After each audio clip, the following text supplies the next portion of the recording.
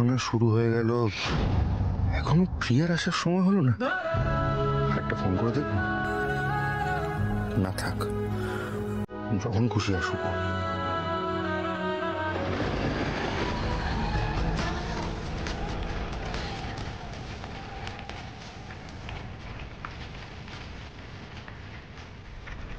অনিমেষ ভট্টাচার্য একটি দারুণ উদাহরণ আমাদের কাছে।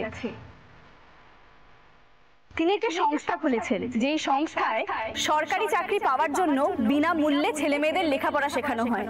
প্রচুর ব্রাঞ্চ তার এবং বিরাট success rate. Please welcome on stage our next nominee for the evening, Mr. Animesh Bhattacharya.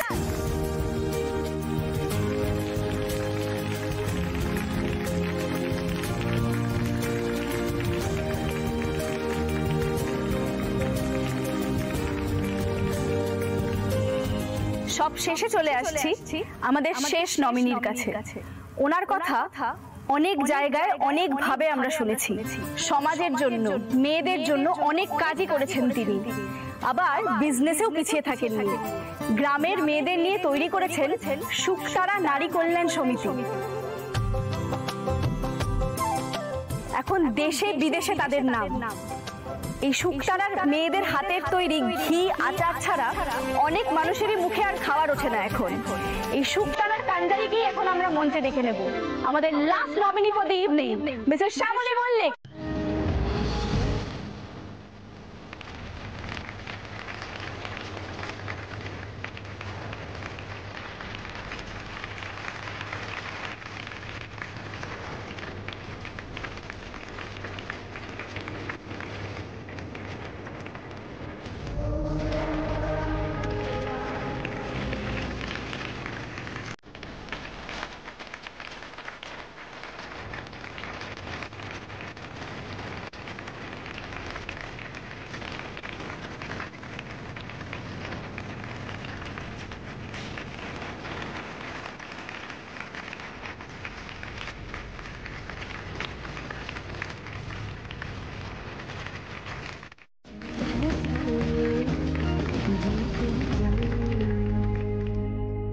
এবার কিন্তু প্রিয়া বাড়াবাড়ি করছে।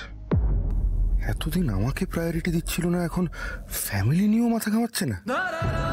এবার তো ফোনটা করতেই হবে। না, করবো না ফোন, দেখিও কখন আসে। প্রতিম, প্রিয়াকে নিয়ে ভাবছো তো? সত্যি কটা বাজে, এত লেট হয়ে গেল, এখনো এসে পৌঁছলো না। এবার শুধু উইনারের নাম ঘোষণার অপেক্ষা। শ্যামলী, বাবা তোমরা তো ব্যস্ত হও না। তোমাদের ছেলে যেখানে আছে সেখানে অন্য কেউ উইনার হতে পারে কখনো? ছেলের বউ।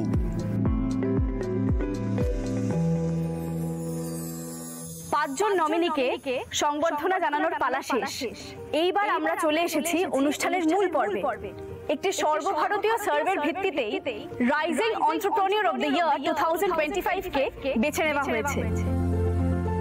সেই রেজাল্টটাই এবার ঘোষণা করা হবে। তবে সেটা আমি করছি না, আমি রিকোয়েস্ট করব উন্মেষ বাবুকে এসে উইনারের নামটা ঘোষণা করার জন্য।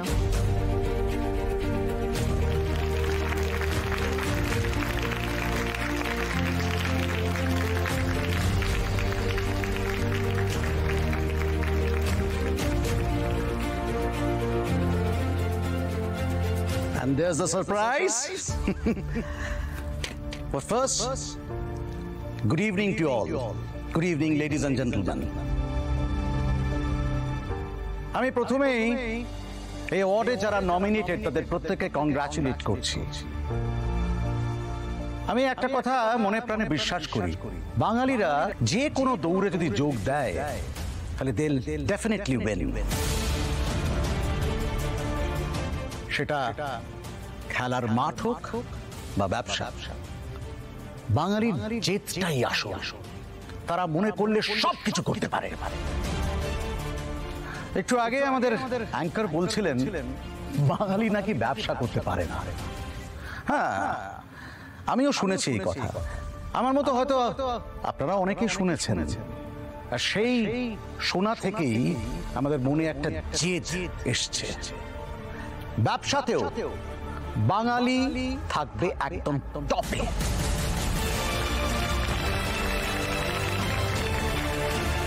বাঙালির সেই ব্যবসা করার স্পৃহা বাঙালিকে বারবার জিতিয়ে দেবে।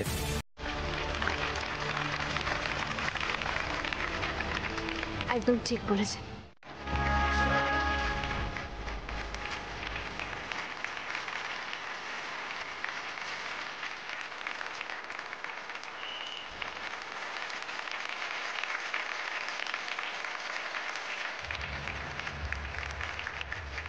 শ্যামলী মা, আমি তোর বাবা হয়ে বলছি, একদিন সবাই চিনবে তোকে। তোর অনেক অনেক নাম হবে, অনেক মানুষের ভালোবাসা পাবি তুই।